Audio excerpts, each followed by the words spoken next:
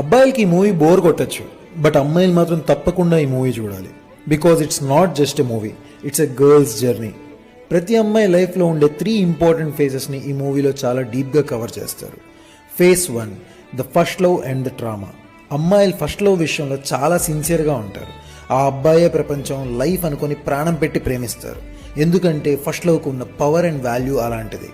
But అలాంటి టైంలో నమ్మిన వ్యక్తి మోసం చేసినా, సడన్గా బ్రేకప్ చెప్పి వదిలేసినా ఇట్స్ ఎ బిగ్ ట్రామా. ఆ పెయిన్ నుండి బయటికి రావడం చాలా చాలా చాలా కష్టం.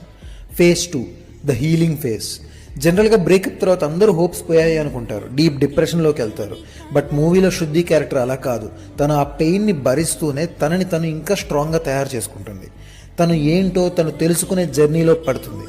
It's all about finding your self again and not giving up on life. Phase 3, finding true love unexpectedly. లైఫ్లో కొన్నిసార్లు లేట్ అవ్వచ్చు, బట్ ట్రూ లవ్ ఎప్పుడో ఒకప్పుడు మనల్ని వెతుక్కుంటూ వస్తుంది. పాస్ట్లో జరిగిన ఇన్సిడెంట్స్ చూసి భయపడకుండా మళ్ళీ ఇంకొకరిని నమ్మి ముందుకి అడుగు వేయడం is a very big move.